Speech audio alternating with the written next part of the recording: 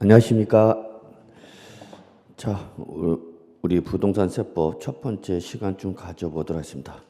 일단 여러분 교재 어디 보시냐면요. 입문서 292쪽 펼쳐놓으시기 바랍니다. 292쪽. 그래서 292쪽부터가 이제 우리 부동산 세법에 관련된 입문서다. 그래서 11월 달, 12월 달은 여러분이 입문 과정으로서 이 강의를 들으신 분 중에서 이미 공부를 하신 분도 계시겠지만은 강의 편의상 처음 세법을 공부하는 걸로 가정해 놓고 강의가 이루어지는 것을 좀 이해해 주시기 바랍니다. 그래서 이미 뭐 공부를 하신 분 같은 경우에는 본인 스케줄대로 진도 나가는 것도 나쁘지는 않다라고 말씀드릴 수 있겠네요. 그래서 일단은 처음 듣는 걸로 가정해 놓고 강의가 이루어지도록 하겠습니다. 그래서 292쪽 우리 이제 여러분하고 첫 번째 만남입니다. 그래서 첫 번째 시간은 그냥 부동산 세법이 어떤 거다라는 오리엔테이션 성격으로 해서 부동산 세법에 대한 정의, 그다음에 부동산 세법을 구성하고 있는 내용, 그다음에 시험에 출제되는 경향, 그리고 부동산 세법을 어떻게 공부하는 것이 가장 효과적인가 이러한 내용을 좀 1교시 때 말씀드리고자 합니다. 그래서 여러분 일단 292쪽 정도 펼쳐놓으시면 되고요. 부담 없이 들으셔도 됩니다. 자, 일단 뭐 제가 담당하는 과목, 즉 여러분이 지금 들으시는 과목은 바로 부동산 세법입니다. 그래서 일단 부동산 세법이라는 의미 정도는 좀 확인하고 넘어가겠습니다. 그럼 부동산 세법이라고 할 때 이 부동산 세법은 두 가지 용어가 합성된 거예요, 여러분. 그래서 세법이라는 용어와 부동산이라는 용어 두 가지가 합쳐진 겁니다. 그러면 일단 뭐 세법이 뭐냐 잠깐 정의를 내린다면 세법이라는 것은 조세와 관련된 법률을 총칭해서 바로 뭐라냐면 세법이랍니다. 그래서 바로 세법은 조세와 관련된 법률을 합쳐서 뭐란다 여러분? 네, 세법이란다. 그런데 우리 세법은 부동산 세법 해갖고 세법의 모든 내용을 공부하는 것은 아니고 부동산과 관련된 세법을 공부하는 겁니다. 그러면 우리 일단 부동산은 바로 우리 공인중개사 중개 목적물이죠. 그래서 공인중개사 중개 목적물인 부동산과 관련된 세법을 공부한다. 그래서 여러분이 공부를 하실 때 세법을 공부할 때 그 해당 규정이 부동산과 관련성이 있는 거냐 없는 거냐 요거를 먼저 보셔야 되는 거죠. 그래서 그 세법 규정 중에서 부동산과 관련이 없는 규정은 우리 일단은 공인중개사 시험법에 해당하지 아니한다라고 보시면 되겠고 그 규정이 부동산과 관련됐을 때 안에서 우리 공인중개사 시험법에 해당한다 이렇게 보시면 되겠습니다. 그래서 뭐 부동산 세법은 바로 이렇게 조세와 관련된 법률을 총칭인 세법 중에서도 부동산과 관련된 내용을 다룬데 이 부동산 세법은 어떤 단독 법률 명칭을 말하는 것이 아니라 공인중개사 2차 과목의 명칭에 불과하다 이렇게 좀 보시기 바랍니다. 그래서 여기까지가 뭐 부동산 세법이 뭐다라고 말씀드릴 수 있겠고요. 그러면 부동산 세법을 구성하고 있는 내용을 한번 좀 살펴보겠습니다. 부동산 세법에서 다루는 내용이 뭐가 있는지를 좀 살펴보도록 하죠. 그런데 이제 여러분 우리 세법, 우리 이제 뭘 공부하는 거냐? 법을 공부하는 거야, 그죠 여러분? 근데 여러분은 여태 법 없이 살아왔죠. 법을 모르고 살아오는데 전혀 하자가 없었는데 이제 우리 공인중개사 시험에 합격해서는 뭐를 공부해야 되는가? 법을 공부해야 되는 거죠. 그럼 이제 여러분이 민법이라든지 1차 과목에서 민법과 학개론, 다만 이제 학개론은 이제 학문으로서 접근하는 거고 민법. 그다음에 2차로 넘어온 부동산 공법, 그다음에 중개법, 그다음에 공시법, 세법 다 무슨 과목이죠? 법 과목이죠. 그럼 법률 규정이 쭉 있는데 그 법률 규정 중에서 기본적이거나 공통적인 사항, 공통사항 또는 이러한 강론을 공부하기 앞서서 먼저 다뤄야 할 부분을 하는 것을 바로 뭐라 하냐면 총론이랍니다. 총론. 그래서 총론은 강론에 대한 기본적이고 공통적인 사항 또는 강론을 하기 앞서서 먼저 다뤄야 할 부분을 뭐하는 걸 뭐란다 여러분? 총론이라 한다. 근데 뭐와 관련된 거냐면 바로 조세와 관련된 총론이다. 그래서 제일 먼저 우리가 공부하는 부분이 여러분 조세 총론입니다. 그래서 조세 총론은 우리가 앞으로 개별적으로 공부하는 것에 대한 기본적이고 공통적인 사항을 모아하는 것이 총론이다 이렇게 보시면 되겠습니다. 다만 앞에다가 조세라는 것을 붙였을 뿐입니다. 그 다음에 두 번째로가 우리 부동산과 관련된 지방세를 공부하게 됩니다. 부동산과 관련된 지방세, 그다음에 부동산과 관련된 국세를 공부하게 되는 거죠. 그래서 특히 부동산과 관련된 지방세와 국세 중에서도 특히 부동산의 경제 활동과 관련돼서 자, 우리가 부동산을 매매로 취득했다. 또는 건물 신축했다. 또는 상속 증여를 받다. 그래서 제일 먼저 부동산을 취득하게 되면 부과되는 대표적인 지방세가 바로 뭐냐면 글자 그대로 뭐냐? 취득세가 됐습니다. 취득세. 그럼 써져 있네 여러분. 취득세는 뭐를? 부동산을 뭐 하실 때? 취득하였을 때 부과되는 지방세를 뭐라고 한다 여러분? 취득세랍니다. 또 이렇게 취득한 부동산에 대해서 여러분이 이제 등기법을 배우실 텐데 각종 등기 등록을 하게 되면 이때 부과되는 지방세가 바로 뭐냐면 등록면허세가 됩니다. 등록면허세가 된다. 그래서 결론은 부동산을 취득하는 단계에서 부과되는 대표적인 지방세는 몇 가지가 있냐면 두 가지가 있다. 부동산을 취득할 때 부과되는 지방세는 몇 가지가 있다고요? 두 가지. 뭐 취득세, 등록면허세. 자, 그러면 부동산을 취득했으면 무슨 목적을 달성하기 위해서 취득했겠죠. 그래서 취득한 이후 부동산을 보유를 하게 되면은 이 보유하는 단계에서 부과되는 대표적인 지방세가 바로 뭐냐면 재산세입니다. 재산세. 자, 오늘 현재 여러분 지방세는 11가지가 있고요. 2019년부터는 국세는 13가지 종류가 세금이 있습니다. 그러니까 세금의 종류를 본다면 지방세는 11가지 지방세가 있고 그다음에 국세는 2019년부터는 13가지가 있어. 근데 그 많은 세금 중에서 그래도 제가 들으면은 기분이 좋은 세금이 바로 뭐냐면 재산세죠. 왜냐하면 재산세를 낸다는 것은 다른 말로 말하면 뭐가 있다는 얘기 여러분? 재산이 있다는 얘기야. 재산이란 부동산이란 재산을 가지고 있는 사람이 내는 세금이 바로 뭐다 여러분? 재산세라는 거죠. 그러니까 요즘 미혼 남녀들 결혼할 때 뭐 자기만 원하는 이상형이 있죠. 그런 거 따지는 거 아니야. 현실적으로 가야 돼. 그래서 일단은 원하는 조건 중에 일단 상대방이 뭘 내고 있어야 되는 재산세를 내는 사람을 먼저 골라야 돼. 그죠? 재산세를 낸다고 해서 뭐가 있다는 얘기 여러분? 부동산. 그래서 여러분은 재산세 많이 내고 싶어요? 내고 싶지 않아요? 저는 이거 많이 내고 싶어요. 재산세 많이 내세요. 그러면 저는 여러분한테 덕담을 하는 거예요? 악담을 하는 거예요? 덕담이죠? 재산 많이 가지라는 얘기야. 그래서 재산이 많아야 내는 세금이 바로 뭐예요, 여러분? 재산세. 그래서 재산세를 내는 사람하고는 어떻게 지내야 되느냐? 친하게 지내야 돼. 예. 그 다음에 이름만 기억하시면 돼요. 재산세 외에 보유 단계에서 부과되는 지방세가 뭐가 있냐면 지역 자원 시설세라는 것이 있습니다.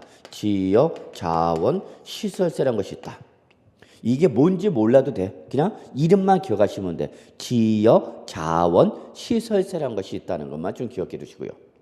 그 다음에 보유하는 단계에서 국세 쪽에서 부과되는 게 여러분 지상 매스컴을 통해서 들어보셨는지 모르겠지만 종합부동산세라는 것이 있습니다. 종합부동산세라는 국세가 있다. 그래서 일단은 여러분 오늘 하나 기억할 것이 자, 취득할 때 부과되는 지방세는 뭐가 있고 취득세와 등록면허세가 있고 그 다음에 부동산을 보유하는 단계에서 부과되는 지방세와 국세는 몇 가지가 있냐면 3가지가 있다.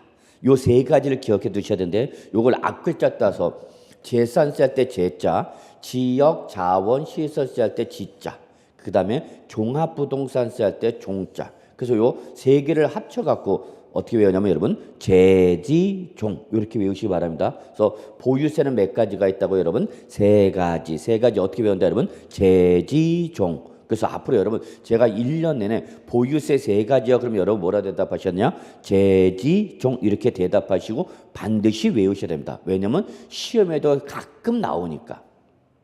그러면 재지종 할 때 재는 뭐를 말하고 여러분? 재산세, 지는 지역 자원 시설세, 종은 뭐 여러분? 종합부동산세. 그런데 여러분 재산세나 종합부동산세나 다 무슨 단계에서 부과한다고요? 보유하는 단계야.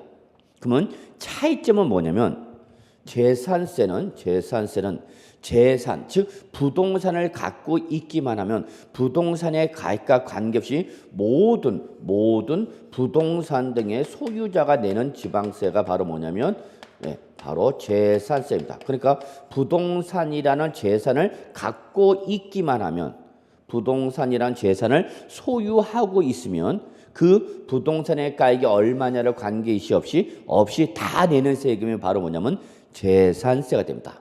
근데 종합부동산세는 특징이 뭐냐면 얘는 모든 부동산 소유자가 내는 것이 아니라 여기는 이 말이 붙어요. 고액의 부동산 소유자만 내는 세금이야. 자, 얘하고 차이점을 보셔야 돼요. 재산세는 모든 부동산 소유자가 내는 세금이라면 종합부동산세는 누가 내는 세금입니다, 여러분? 고액. 그래서 그러면 결론은 여러분, 자, 재산세를 내는 분은 모든 부동산 소유자가 낸다 말해서 종합부동산세는 이 재산세를 낸 사람 중에서도 법률에서 정하고는 고액의 부동산 소유자만 내는 세금이죠. 그러면 결론부터 말하면 재산세가 더 높은가 종합부동산세가 더 높은가?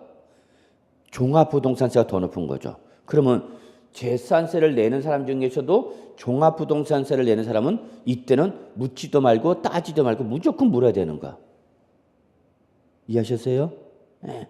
그래서 요 보유세인 재지종의 차이점을 보셔야 되는데 재산세는 부동산의 가액과 관계없이 모든 부동산 소유자가 내는 세금이라면 종합부동산세는 누가 내는 세금이다, 여러분? 고액의 부동산 소유자가 내는 세금이다라는 걸 기억해 두셔야 돼요. 자, 이렇게 보유하는 단계에서 이렇게 목적을 달성하게 되면 이제 처분해야 되겠죠. 이때 부동산을 처분하는 단계에서 부과되는 대표적인 국세가 바로 뭐냐면 양도소득세가 됐습니다. 양도소득세가 바로 부동산을 처분하는 단계에서 부과되는 대표적인 국세입니다. 근데 여기는 써져 있어. 부동산을 뭐 할 때 여러분? 양도할 때 발생한 소득에 대해서 부과되는 국세를 뭐라 한다, 여러분? 양도소득세란다. 그래서 양도세는 부동산을 뭐 할 때 내는 세금이라고요? 처분할 때. 그래서 특히 우리 공인중개사들이 가장 싫어하는 세금이 바로 뭐냐면 양도소득세입니다. 왜냐하면 부동산을 양도를 하게 되면 그 양도 차익에 대해서 부과되는 세금이 양도세는 얘는 워낙 커요. 금액이 크니까 양도자가 부동산을 잘 양도를 못해. 왜냐하면 양도해서 돈을 받으면 그 돈을 받은 것 중에 일부를 뭘로 내야 되니까 양도소득세라는 세금을 내려고 그러니까 가능하면 양도를 회피하는 그런 어떤 원인을 제공하는 세금이 바로 뭐냐면 양도소득세입니다. 그래서 이렇게 부동산을 처분하는 단계에서 부과된 대표적인 양도소득세를 우리가 공부한다, 이렇게 보시면 되겠습니다. 그 다음에 보유하는 단계에서 국세 쪽에서 뭐가 있냐면 여러분, 우리 부동산 임대사업소득이라는 게 있어요. 부동산 임대사업에 대한 소득세가 부과되게 됩니다. 자, 이것도 보유하는 단계인데 얘는 부동산을 뭐 할 때 여러분? 부동산을 임대할 때 뭐가 발생하면 임대료를 받으면 그 임대료를 임대소득으로 보아서 과세라는 게 바로 뭐냐면 임대사업소득세입니다. 그래서 국세 쪽에서는 우리가 몇 가지를 공부하냐면 세 가지를 공부합니다. 그래서 보유 단계에서 부과되는 종합부동산세, 부동산을 처분할 때 부과되는 뭐 여러분? 양도소득세.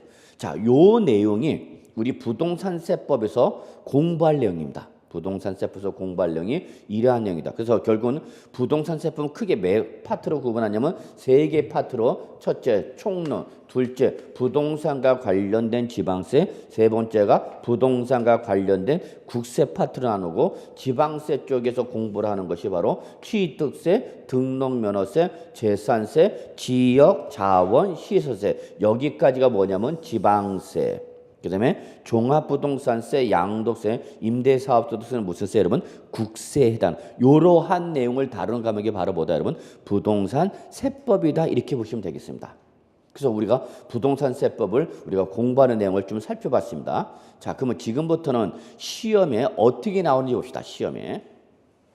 그러면 총론은 여러분 한 문제에서 두 문제 정도 나오는 부분이에요, 여러분. 근데 평균적으로 두 문제 정도 나온다 보시면 돼요. 그러니까 이 출제 문제수는 정해져 있는 건 아니야. 정해져 있는 것은 아니고 출제자에 따라서 이렇게 한 문제가 나올 수도 있고 두 문제가 나올 수도 있다 그 얘기입니다, 여러분. 근데 평균적으로는 몇 문제 정도 나온다, 여러분? 두 문제 정도 나온다라고 보시면 되겠어요. 그다음에 취득세는 기본적으로 세 문제에서 네 문제 정도까지 나온다 보시면 되겠습니다, 여러분. 그래서 취득세는 기본 평균적으로 세 문제가 가장 많이 나옵니다. 세 문제가. 그다음에 네 문제가 나올 때도 있어, 네 문제. 그다음에 등록면에서는 하나에서 두 문제 정도 나온다라고 보시면 되겠습니다. 그래서 2018년도하고 2017년도에는 등록면허세가 두 문제 나왔지만 평균적으로 몇 문제 나오냐면 한 문제 정도 나온다 보시면 돼요. 그래서 이렇게 취득세와 등록면허세 합해서 평균적으로 몇 문제가 나오냐? 네 문제 정도 나옵니다. 특히 이거는 거래세라고도 하는데, 그래서 취득세와 등록면허세 평균적으로는 세 문제, 한 문제. 그래서 몇 문제를 초과하지는 않는다. 네 문제 정도가 요 취득세와 등록면허에서 시험에 나온다 이렇게 보시면 되겠어요. 그다음에 재산세 같은 경우는 여러분 역시 세 문제 정도 기본적으로 나온다 보시면 되겠습니다. 세 문제 정도. 많으면 몇 문제까지도 가능하냐? 네 문제까지도 출제가 되는 적이 있어요. 특히 네 문제가 나올 때는 주로 종합부동산세와 연결돼서 한 문제가 나오기도 합니다. 그러니까 재산세 세 문제, 한 문제는 재산세와 종합부동산세를 섞어서 하나의 문제 구성하는 거죠. 근데 여러분 지역자원시설세는 거의 시험에 안 나옵니다. 그러니까 얘는 그냥 이름만 기억하면 돼. 지역자원시설세가 뭐라는 것도 알 필요도 없고 그냥 이름만 기억하시면 될 것 같아요. 그 다음에 종합부동산세는 몇 문제 나오냐면 한 문제 정도 나온다 보시면 됩니다. 종합부동산세 한 문제 정도 나온다 보시면 됩니다. 한 문제. 자, 그 다음에 양도소득세 몇 문제 정도 나오냐면 5문제에서 6문제 정도 나온다 보시면 되겠습니다. 그래서 평균적으로 가장 많이 문제가 나오는 숫자는 5가 됐습니다. 5문제. 물론 많으면 몇 문제까지 나올 수 있다? 6문제 정도까지 나올 수 있다 보시면 되겠고요. 그 다음에 부동산 임대사업소득은 안 나올 때도 있고 나와도 한 문제 정도 납니다. 그래서 2018년도에는 안 나왔고요. 2017년도에는 한 문제 나왔고요. 그 전에 2년간 시험이 안 나오다가 그 전에 계속해서 또 한 문제씩 나왔던 부분입니다. 그래서 임대사업소득세는 안 나오거나 또는 나와도 몇 문제 정도 나온다? 한 문제 정도 나온다라고 보시면 되겠어요. 그러면 여기 지금 우리 부동산세법을 구성하는 내용 중에서 제일 중요한 것이 뭐냐면 일단은 취득 단계에서 부과되는 뭐예요, 여러분? 취득세가 제일 중요하죠. 취득세가 가장 중요하다. 네. 그 다음에 보유 단계에서 뭐가 중요하냐? 재산세가 중요하죠. 재산세가 몇 문제 정도 나오니까 여러분? 세 문제 정도 나온다라는 거죠. 그 다음에 제일 많이 나오는 게 뭐죠, 여러분? 양도소득세가 되겠죠. 그래서 양도소득세 몇 문제, 여러분? 5문제에서 6문제 출제가는 거죠. 그러니까 부동산세법에서 제일 중요한 건 뭐하고, 여러분? 취득세. 그래서 취득 단계에서 부과되는 지방세인 취득세, 보유 단계에서 부과되는 뭐 여러분? 재산세, 처분 단계에서 부과되는 뭐 여러분? 양도소득세. 요 파트가 제일 중요한 부분이다라는 걸 꼭 기억해 주죠. 그러니까 여러분이 공부를 하실 때 물론 처음부터 쭉 나가겠지만 여러분이 중점적으로 공부하는 것은 몇 파트다? 세 파트. 취득세, 재산세, 양도소득세. 이 부분이 제일 중요한 부분이다. 그러니까 여러분은 이 부분을 공부할 때는 중점적으로 공부를 해놓고 이 부분을 먼저 공부를 하신 다음에 요걸 먼저 공부하신 다음에 이제 취득세가 정리가 되면 이제 모두 가고 등록면허세. 재산세가 정리가 되면 이제 모두 종합부동산세, 그 다음에 양도소득세를 정리하고 나면 이제 임대사업소득세 이런 식으로 해서 범위를 조금씩 넓혀가는 거죠. 한 번에 다 하면 좋은데 한 번에 다 하려면 너무 부담이 크니까 부담이 더 크죠. 그런 식으로 공부하는 거예요. 그러면 결국은 총 부동산세법에서 출제되는 문제 수를 합하면 몇 문제가 나오냐? 16문제만 나옵니다. 16문제. 그러니까 부동산세법은 40문제가 출제가 되는 단독 과목이 아니라 몇 문제만 나온다 여러분? 16문제만 나옵니다. 16문제. 그러니까 결국은 부동산세법은 단독 과목이 아니라 이 하나의 과목 중에서 16문제만 나온 거죠. 그러면 우리 세법에서 몇 문제가 나오고 여러분? 16문제가 나오고 여러분 우리 부동산 공시법 배우셨죠? 부동산 공시법에서 부동산 공시와 관련된 법률에서 몇 문제가 나오냐면 24문제가 나오는 거죠. 그러니까 공법이 아니라 공시법이죠, 여러분. 공시법에서 24문제. 그러니까 공시법도 단독 과목이 아니고 한 반의 일부를 구성하는 거죠. 그래서 결론부터 말하면 세법과 공시법이 합쳐져서 세법과 공시법이 합쳐져서 몇 문제 출제된다 그러면 40문제 출제가 되는 거죠.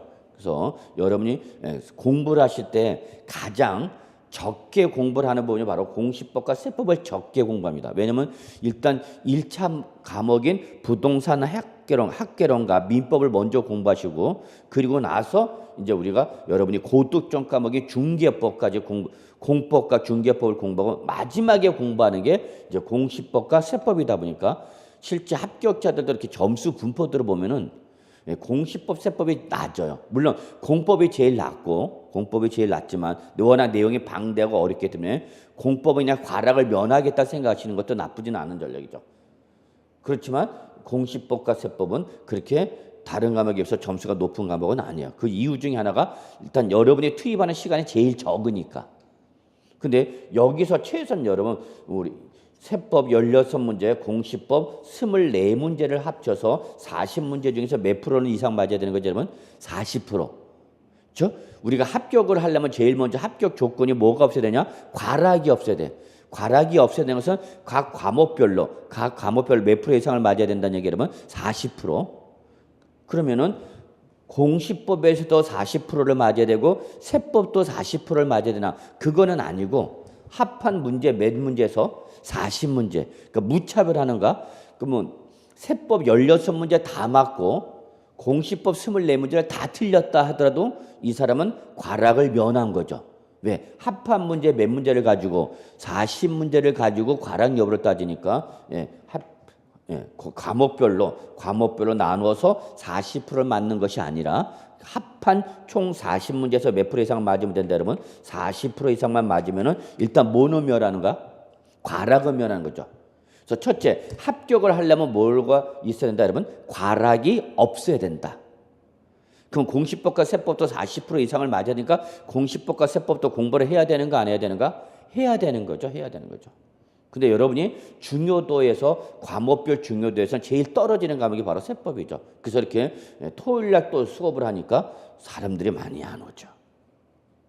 그럼 여기 학원이 안 오고 혼자 공부할 때 열심히 공부하냐? 공부 안 해요. 학원이 안 나오면 공부 안 하는 거야. 집에서 열공하겠다고 개뿔 같은 소리네. 그래서 절대 학원 수업은 빠지면 된다 안 된다? 안 되는 거예요. 그래서 여러분 주위에 오늘 안 나오신 분들한테 꼭 얘기해 주세요. 세법 선생이 너희들 안 나온 거 버티고 있다고, 째려보고 있다고. 합격을 하려면 열공을 해야 되고 열공을 하면 여러분 학원 강의를 열심히 들어야 돼요. 여러분 학원 강의를 수업을 충실하게 듣는 분들이 꼭 시험에 합격하고요. 학원 수업을 게을리하는 분들은 꼭 합격 못합니다. 진짜 농담 아닙니다. 매년 학원 수업을 충실하게 변함없이 1년 꾸준하게 공부하는 분들 시험에 붙는 거고 그냥 들었다가 안 들었다 그런 사람들은 꼭 떨어져요. 여러분. 그러면 합격하려면 수업을 빠져서는 되겠다 안 되겠다? 안 되겠다. 그래서 집에 가서 엄마한테 꼭 말씀을 드려갖고 학원에 꼭 보내달라고 얘기해야 돼. 응? 토요일날 오후에 약속을 잡아야 돼요. 그래서 세법은 빠지면은 불합격이야 무조건.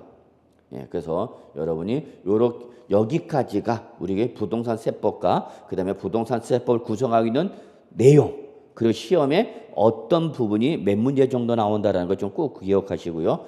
자, 그럼 우리 세법을 공부할 때 어떻게 공부하는 것이 조금 효과적인가 한번 말씀드리면 부동산 세법을 공부할 때 여러분 일단은 첫째, 부동산의 경제 활동과 관련돼서 어떠한 세금이 부과되는 거냐라는 걸 꼭 아셔야 돼요. 그러면 여러분이 이제 공인중개사 시험에 합격했어. 그러면 공인중개사 시험에 합격해서 여기 부동산의 매매를 중개하는 거죠. 그럼 여러분 매매 당사자는 누구죠? 여러분 매도자와 누가 되는 거죠? 매수자가 되는 거예요. 그래서 여러분이 법을 공부할 때는 제일 먼저 당사자 관계를 확인하셔야 돼요. 여러분은 학생이고 저는 뭐죠? 선생이죠. 쌤이죠. 이렇게 항상 당사자 관계했던 얘기야. 그럼 여러분이 공인중개사가 되셔서 부동산의 매매를 중개해서 부동산의 매매를 중개를 한 거죠. 그래서 매도자로부터 소유권이 누구한테 넘어가는 거죠, 여러분? 매수자한테 넘어가겠죠. 이때에 이 도자와 수자를 동시에 쳐다보는 사람이 있죠. 이게 누구예요, 여러분? 도자와 수자를 동시에 쳐다보는 사람. 얘가 누구야, 여러분? 여러분 바로 여러분이죠. 누구야? 공인중개사. 나야 나.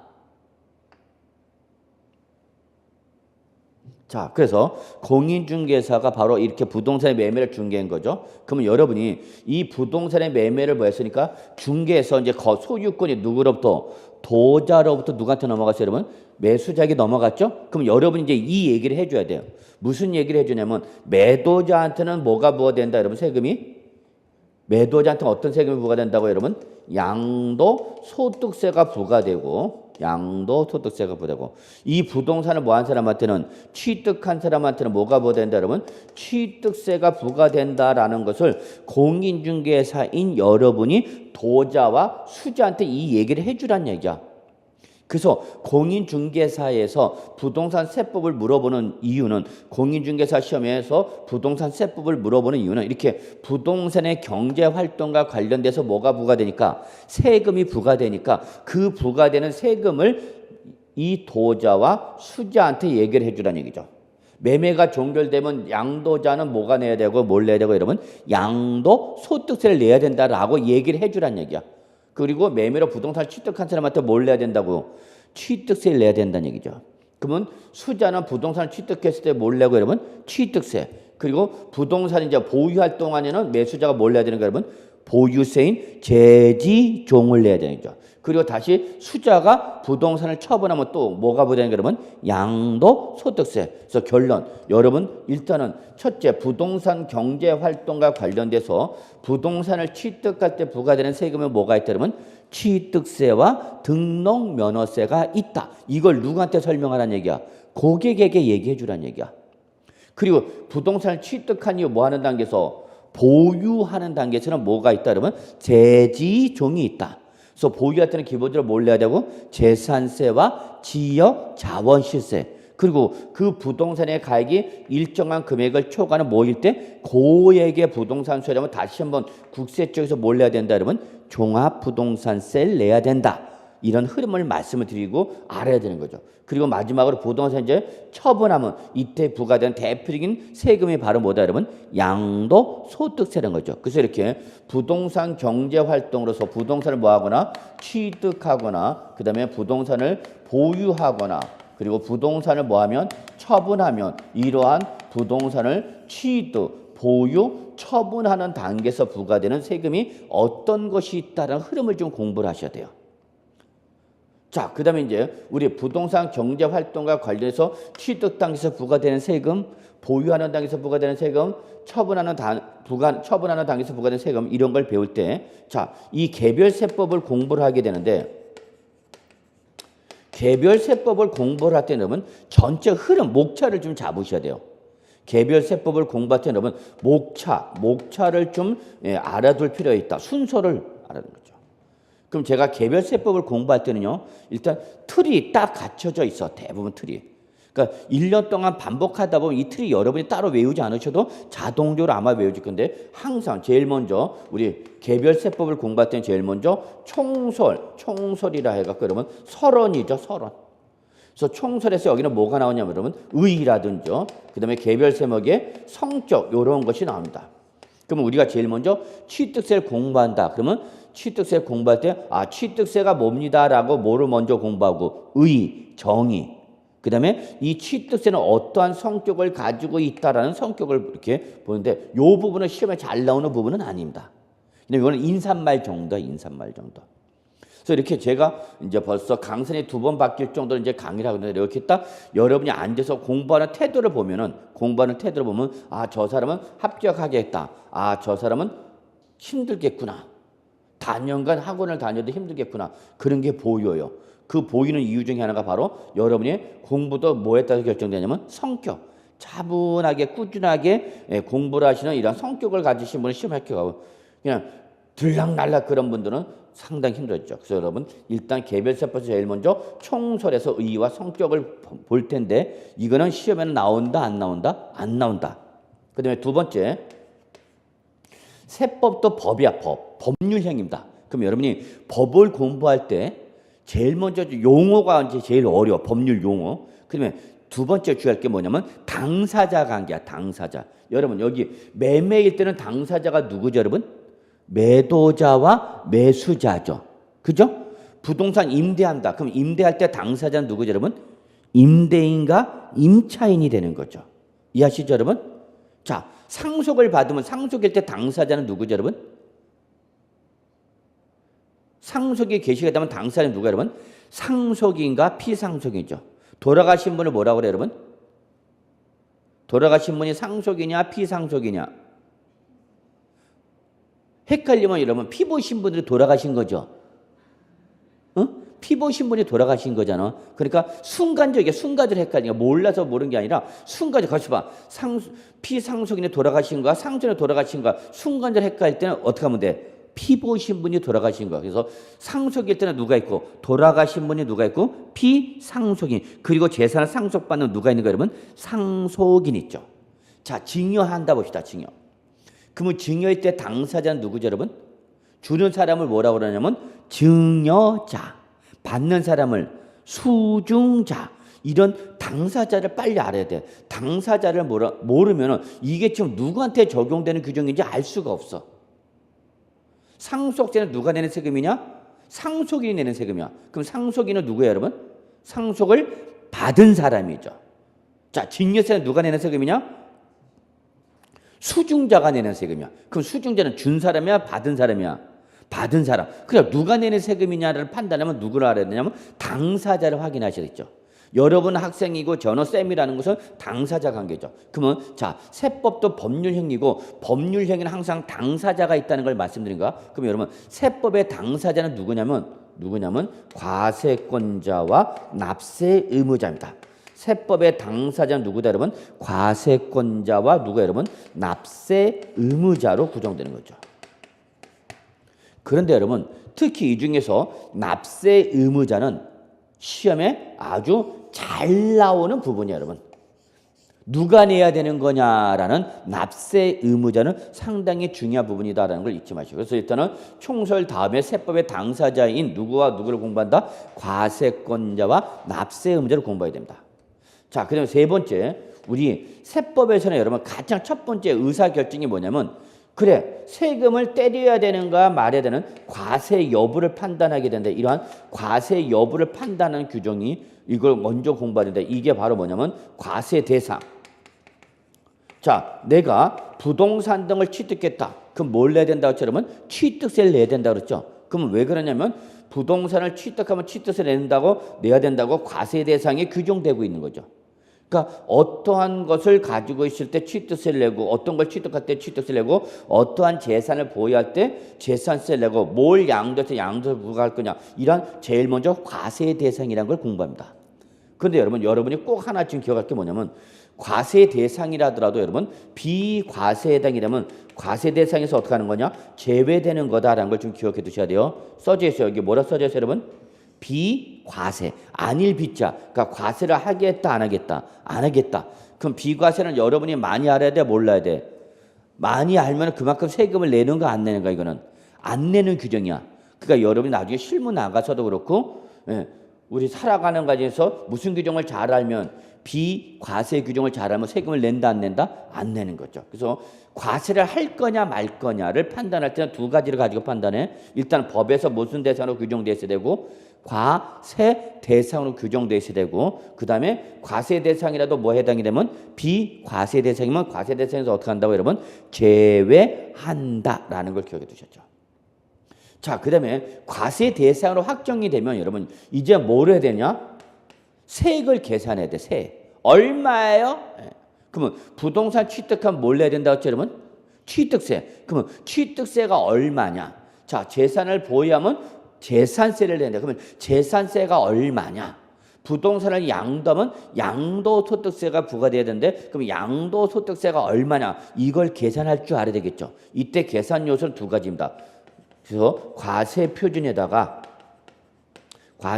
뭘 곱해서 세율을 곱해서 뭐가 나오는 거죠, 여러분? 산출세액이 나오는 거죠, 산출세. 여러분 이거는 반드시 숙지하셔야 됩니다. 세액은 어떻게 계산한다고 여러분? 과세표준에다가 뭐를 곱해서 세율을 곱해서 뭐가 나온다고 여러분? 산출색이 나온다. 그래서 여러분 요걸 외워야 돼. 그래서 뭐에다가 여러분? 과세 표현에다 뭘 곱해서 세율을 곱해서 뭐가 나온다고 여러분? 산출색이 나온다. 그래서 요걸 어떻게 하냐면 앞글자 타서 과세산 요렇게 외우시면 돼요, 여러분. 과세산. 뭐에다가 과표에다가 뭘 곱해서 세율을 곱해서 뭐가 나온다고 여러분? 산출색이 나온다. 그래서 여러분 우리 부동산세법은 이거 공부하는 거야. 그러면 결론은 뭐였냐면 자, 취득할 때 뭐가 부과된다고 했죠, 여러분? 취득세. 그러면 여러분이 공인중개사가 되셔서 부동산을 매매로 취득한 사람한테 취득세를 내셔야 됩니다 라고 말을 하면 이 매수자가 물어보겠죠, 여러분들 다시요. 얼마를 내야 돼요? 라고 물어보겠죠. 그죠? 여러분이 일을 해. 회사를 다녀. 자, 소속 공인중개사가로 갔어. 그러면 제일 먼저 그 사람 다 상대방한테 뭘로 물어봐요? 얼마 줘요, 저한테? 알바를 해도 알바할 때 얼마를 주냐라고 물어봐야 돼, 안 물어봐야 돼? 물어봐야죠. 그래서 월급이 적으면 일하고 안 하고 안 하는 거죠, 뭐. 그러면 매수자한테 취득세 내야 되고 양도자한테 뭐가 부과된다고 여러분? 양도소득세가 부과됩니다. 이걸 얘기하는 거죠. 그러면 당연히 도자와 수자는 여러분들 다시 물어볼까? 뭘 물어봐? 얼마를 내야 되는데요? 얼마를 내야 돼요? 그러면 그 얼마를 내야 되는데요? 라는 그거에 대해서 답변하기 위해서는 뭐에다 뭘 곱해서? 과세표에다가 뭘 곱해서? 세율을 곱해서 뭐가 나온가 여러분? 산출색이 나오죠. 그러니까 세법 규정은 다른 민법이나 공법이나 중개법이라든지 다른 일반 행정법과 달리 세법은 다 뭐 하는가? 반 이상이 계산하는 거. 그러니까 세법은 특성상 뭐가 많이 나오냐? 숫자가 많이 나오죠. 숫자. 계산을 하려다 보니까. 그죠? 그러니까 여러분들 숫자 계산을 좋아하는 분도 계시고 숫자 계산을 싫어하는 분도 계셔. 근데 여러분 세법에서 나오는 계산은 딱 뭐냐면 더하고 빼고 곱하기 요것밖에 없어요. 조금 더 하면 나누기 있는데 그러면 더하고 빼고 곱하고 나누기는 여러분이 이미 초등학교 때 배우신 거죠? 다 할 수 있어 없어? 집에 가서 엄마한테 물어봐야 되나? 그래서 우리 세법에서 계산은 무슨 고등수학, 뭐 로그, 함수, 뭐 미분, 적분 이런 거 없어. 그냥 뭐야 가감승제 더하고 빼고 곱하고 나누기밖에 없어. 근데 그렇게 그걸 못한다? 이상하게 되게 못해. 더하세요, 곱하세요, 나누세요. 나누기는 거의 안 나와. 근데 그게 그렇게 어렵대. 그리고 시험 보고 나면 하는 소리가 뭐냐면 이렇게 세법이 어려워요. 공부를 안 했으니 어렵지. 자, 그래서 세법은 뭐 계산하는 거다? 세액 계산하는 거죠. 여기 보셔야 돼요. 자, 세액 계산 요소는 몇 가지야? 두 가지. 뭐에다가? 과세표에다 뭘 곱해서 세율을 곱해서 뭐가 나온다고 여러분? 산출세액이 나온다. 그래서 이걸 어떻게 외우자고요? 과세산. 요거 알아면 하나만 기억해도 돼. 오늘 천시가니까 뭐 외울 필요 없어. 그냥 이런 것만 한다라는 것만 보시면 되죠. 자, 마지막으로 이제 우리 부가징수. 자, 세액이 계산이 되면 이거를 납세 의무자가 스스로 신고하고 납부할 건지 아니면 과세권자가 세액을 계산해서 여러분들 고지서를 보내는 건지 이러한 내용을 다룬 것이 바로 뭐냐면 부가징수인데 특히 여기 요 산출세 계산 요소인 과세표준과 세율과 부가징수는 시험에 아주 자주 나오는 부분이야. 그러니까 요 부분이 상당히 중요한 부분이죠. 그래서 우리가 개별세법을 공부할 때는 이러한 내용을 이렇게 순서에 입각해서 공부를 한다라고 보시면 되겠고요. 그다음에 이제 마지막으로 세 번째, 여러분 시험에는요 법조문이 전체가 다 나오지만 출전이 물어보는 것은 이걸 잡으셔야 돼요. 뭘 잡아야 되냐? 키워드를 잡을 줄 알아야 돼요. 그러니까 출전이 물어보는 단어가 있어. 그러니까 조문을 다 외우려면 힘들어. 조문이 한두 개가 아니까. 근데 그 조문에서 시험에 나오는 것이 뭐냐라는 키워드를 꼭 잡으셔야 돼요. 이 법조문에서 키워드, 출전이 물어볼 수 있는 키워드가 뭔지를 여러분이 꼭 공부를 하셔야 돼요. 그래서 이걸 제가 여러분한테 잡아드릴까요? 요 조문에서 요게 중요하다. 이 단어가 중요하다. 그래서 이 키워드를 여러분한테 말씀드릴 때 제가 밑줄 좀 쳐주세요 이라고 하거나 동그라미 좀 쳐주세요라고 말씀을 드릴 거예요. 그래서 제 수업 시간이 꼭 형광펜 좀 갖고 오세요. 어떤 분은 그냥 볼펜 하나, 샤프 하나 가지고 그냥 1년 내내 때우는데, 그러면 자기가 볼펜 하나, 샤프 하나로 적어놓으면 봐도 이게 중요한 건지 중요하지 않은 건지 한눈에 들어와 안 들어와? 안 들어와요. 그러니까 제 수업 시간에 다른 시간도 똑같아. 좀 형광펜도 좀 색깔 있는 거 갖고 갖고 제가 강조하는 부분, 중요한 부분은 시뻘겋게 표시도 막 해놓고 책에다가, 그러면 집에 갈 때 마음은 뿌듯해. 막 표시돼 있으면. 그죠? 그럼 집에서 보면 엄마도 우리 아들이 열심히 공부하고 있네 막 표시도 막 쳐져 있고 막 그러잖아. 그래서 작년에도 어떤 수강생활 그냥 가만히 있어. 쳐다만 봐. 그래서 이거 중요하다고 표시하라도 그냥 이렇게 쳐다만 봐. 책에 아무런 표시가 없어. 그럼 집에 가서 복습을 했더라도 아무 표시가 없으니까 이게 지금 중요한 건지 중요하지 않은 건지 알 수가 없죠. 여러분 여기 지금 학원에 왜 나오신 거예요? 돈이 많아서.